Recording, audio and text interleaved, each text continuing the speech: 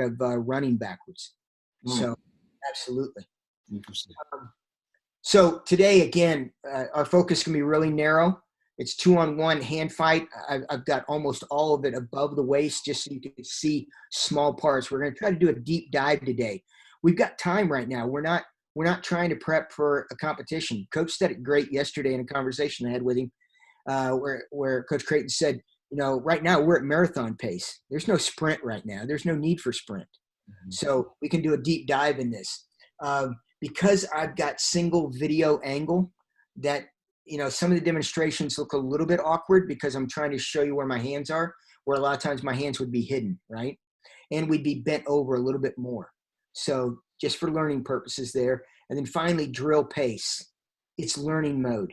It's your speed at whatever you do. But what we're not after today is you get a 2-on-1 and trying to hang on to it for 9 seconds. It's not rodeo, it's wrestling. So we just want to get to it, get through it, get on it. So drill pace. Our success today will be based on your ability to concentrate and then your willingness to adapt. And then adaptation's everything for us, right? We're changing every single day. So if you don't come to practice and you don't feel uncomfortable, I'm not for sure we're doing our job, okay? So things we want to do today, we want to be, something that we work with our world team on or at cadet level, especially is strong, brave, and skilled. We want to be strong in mind, strong in thought, strong in preparation, strong in body, strong in sleep, strong in recovery, everything strong. And then we want you to be brave, because if you're brave, you will take on risk. You will do things that you didn't even know you could do. And that's the amazing parts about what we want done. And then finally, skilled. And skilled takes what you're doing today. It's the thinking warrior. It's all of those things. So we're going to do a learning warm-up. And we're all going to start with just a couple of basics. So the first thing is that when we're standing, we're going to be in push. If we're standing, we want to take ground. We must take ground. I'm not real big on push-pull right now because based on video with Greco at all age levels, if you pull, they take ground on you immediately. They level change their hips and they run at you. They almost dare you to do something because now they're going to come outside the hip frame, and that's for another day. But just you're going to have to trust me on this part of it, okay? So push is the most important part. And when we capture 2-on-1, we want to be in a great position. 2 things we want to always be able to do out of a capture position. We want to be able to create lift, and we want to be able to rotate. If you get into a capture position, so think of yourself where I've level changed down, I hit a great double leg. The question is, can I lift, and can I create a direction change? So if you can't do those 2 things, I don't think you're ready.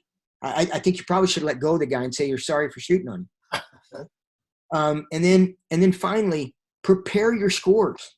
Prepare your score. The Russians, back 2 decades ago, did a whole study on how much it takes, and really the advancement of who you are as a wrestler. A lot of time is determined by your complexity of your setups. Everybody has film now.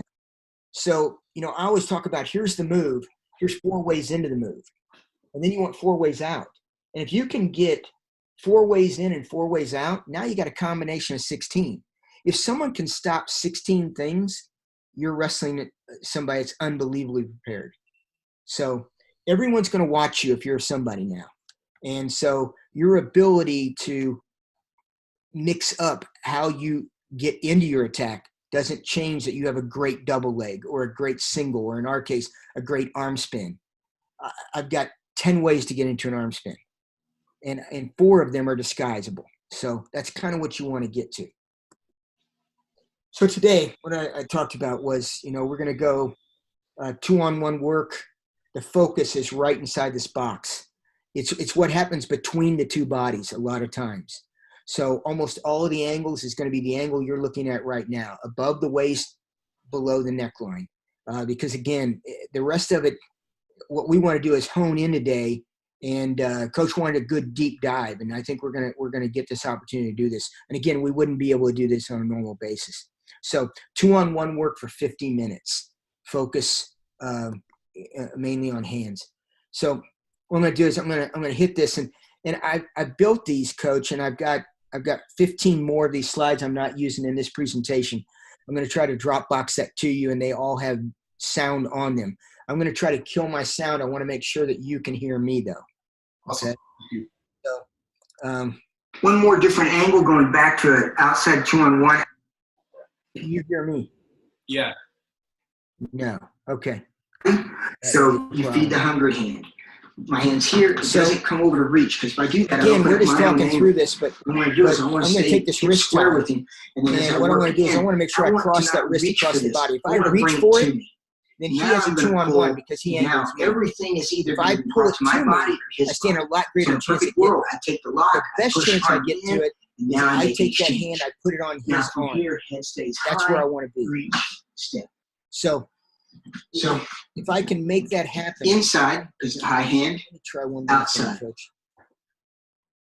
Okay, now you can hear me, right? Yes. Perfect. Okay, let's do it this way. So that's what I was looking for. Again, most of the time when we first start, almost everything I try to do now is just a same side wrist tie. Right there, same side wrist tie. Thumb and index finger, middle finger is the key to the lock, right at the wrist and hand. My bottom 2 fingers will cup his heel of his hand, and that will allow it. If I overgrip, now I'm showing a same side grip and an overgrip, and these are the 2 main grips I'm going to use on wrist. So it's just an identification. The Russians say this is one of the areas that we in America think that our wrestlers will learn this through live wrestling, but we really need to teach it as coaches. So we want to put his hand to his body. So I'm going to use my leg drive because my legs are going to be stronger than my opponent's arm. I'm going to attach either his arm to his body or to my body. That's what I want to get to. I want to attach my arm to his body, or I want to put his arm to his body. So I'm gonna push as soon as I can. If he takes his hips away, I'm going to bring the arm to my body because that way I can meld it. But you want it going one direction or the other. Let's identify one more thing. This is an outside 2-on-1 because my high hand is on the outside. Right before that, I did an inside 2-on-1. So now I'm going to go over grip with my lead hand and put it to the body. Now I'm going to reach across and take an inside 2-on-1. It's an inside 2-on-1 because it's my high hand. If my high hand is inside the arm, it's an inside. If my high hand is outside the arm, it's an outside. So it's just for identification. So when you go through this, you'll be able to pick it up. So we're all on one page. The next thing is getting to targets. So we want to go from targets to ties like you saw on that piece of video. So we want to put our opponent under threat. And the biggest threat I'll have to do to an opponent is me getting to his body. So what we want to do is I want my hands on his body. It's one of the things that we've been working pretty hard on. And again, he's going to be bent over, and I understand that. So most of the time, I'll hit you first with my lead hand, just to stand you up a little bit. My hand wants to follow that rib line. I want to turn my fingers down at about 4 o'clock, and I want to load it into that rib. My high hand is going to go at the high part of the pec, or the shoulder right at the deltoid, or top of the bi-tie. Reason why? Because everything I've got a hold of right there is firm. I'm going to shove. If I grab your arms, you can move them all over the place. But here, I'm going to move you. So when I shock your body, I'm going to move you. My feet are set when I hit you, and that's first contact. The other thing is, no one wants me to get my hands on their body. So what they're going to do is they're going to come after my hands. And when they attack my hands, they're actually pulling their own shoulder back a little bit. They don't mean to. It's just biomechanics right there. See that? When he brings his elbow back, it allows me to come in and challenge him. Okay? So right there. See how he comes back to my hands? When he comes back to my hands, that's when I'm going in. He's given me a space to walk in a better spot. So the really key thing that we've got to get to today is this right here. So if you have a partner, I would ask you to jump up. If you don't have a partner, it's okay.